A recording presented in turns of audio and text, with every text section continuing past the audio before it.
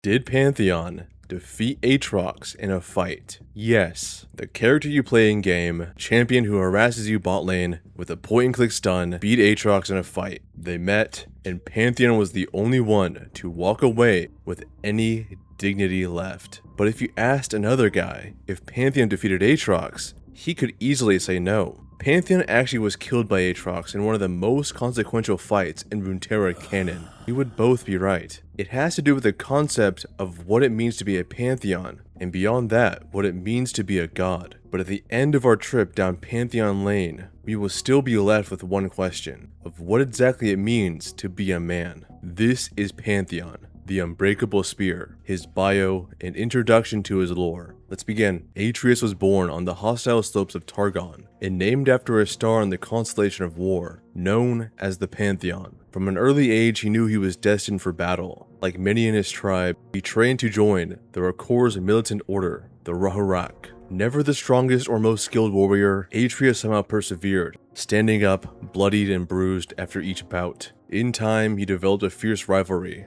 with a fellow recruit, Pylus. But no matter how often Atreus was cast out into the stones, he stood back up. Pylus was impressed by his unrelenting endurance, and through the blood they spilled in the training circle, a true brotherhood was born. Atreus and Pylus were among the Rakor who stumbled across a barbarian incursion, surviving the ambush that left the rest of their patrol dead. When the aspect of the sun refused to destroy these trespassers, Atreus and Pylus swore to capture the power of the aspects themselves by climbing to the peak of Mount Targon. Like so many before them, they underestimated how arduous the ascent would be, with Pylus shivering his last upon finally reaching the summit. Only Atreus remained as the skies opened, making him host to a divine aspect, with the power to take revenge. Pylus, his lifelong friend, had died. It came down to Atreus to ensure that his climb and sacrifice would not be in vain.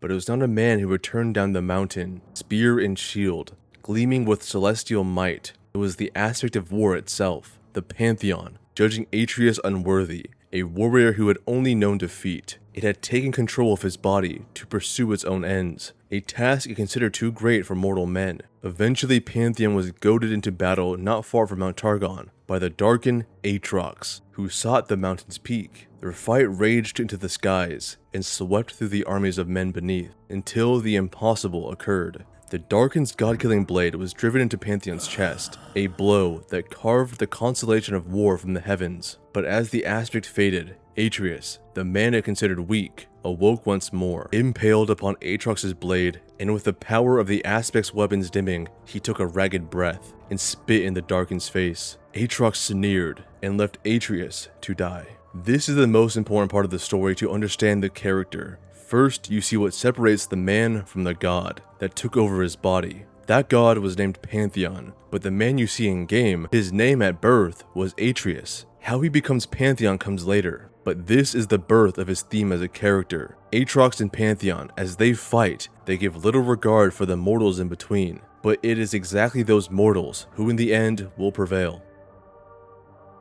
Hours later, as the crows descended, Atreus painfully stood back up, stumbling back home in a trail of blood. After a lifetime of defeat, his will to survive and his anger at betrayal were enough to starve off the death that had claimed war itself. Atreus recovered on Pylus' homestead, nursed back to health by his friend's widow, Iula. There, Atreus realized he'd spent his life looking to the stars, never considering what lay beneath. Unlike gods, mortals fought because they must, knowing that death lay in wait. It was a resilience he saw in all life, the threats unending. Indeed, barbarian invaders now threatened the Rakor's northern settlements, including Iula's farm. Though it was months before he could lift a spear, Atreus was determined to end the scourge himself, and eventually set out with the aspect's dulled weapons in hand. Yet when he arrived, he found his sworn enemies already under siege. He knew from their cries and the overwhelming stench of blood.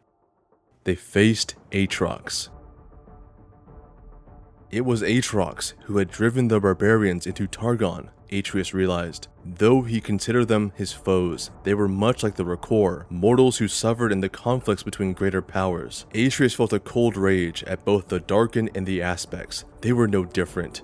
They were the problem. Atreus put himself between the barbarians and Aatrox. Recognizing the battered shield and spear of the fallen aspect, the Darkin mocked him. What hope had Atreus now without the Pantheon's power? But even though Aatrox's blows cast him to his knees, Atreus' own will reignited the aspect spear upon hearing the cries of the people around him, and with a mighty leap, he struck a blow that severed the Darkin's sword arm. Both blade and Darkin fell to the ground. Only Atreus stood and watched his namesake star blaze back to life in the heavens. You have to understand that when Pantheon the god died, his stars vanished from the sky, including the one that Atreus was named after. So when Atreus got his willpower back, only his star, the one named Atreus, came back to the skies. That's very important. But this also was the humbling of Aatrox as he laid on the ground crying.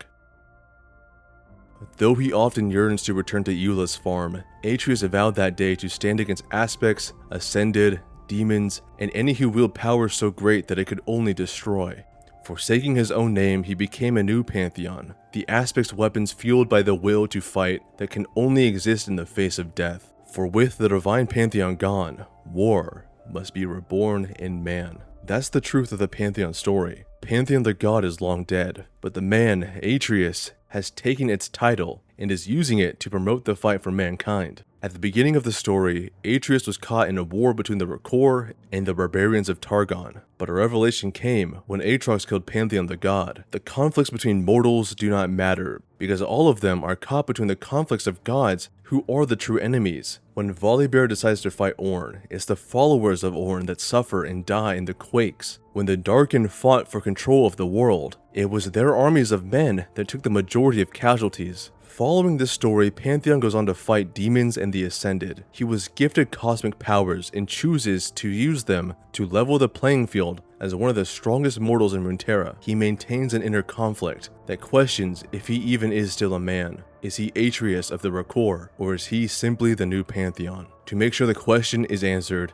Pantheon, the aspect, did not defeat Aatrox in his last fight. He lost and was killed. But Pantheon, the mortal man with that name now, did in fact cut off the arm of Aatrox and left him bleeding on the floor as he walked away victorious. Was it a fair fight? If you asked me seriously, I would have to point out that Aatrox lost because he was laughing and gloating and underestimating Atreus. So if Aatrox took the fight seriously, I don't think Pantheon, Atreus, either of them stood a chance. But if you go back in time, Pantheon the Aspect did beat Aatrox thousands and thousands of years ago, but that is another story of the era known as the Darkin Saga. We will get to that eventually. Obviously I'm biased, but Pantheon has some of the best stories in all of the canon. I will get to them eventually, but I want to prioritize champion bios to get everyone an intro to all the champions. If that's what you want, stick around.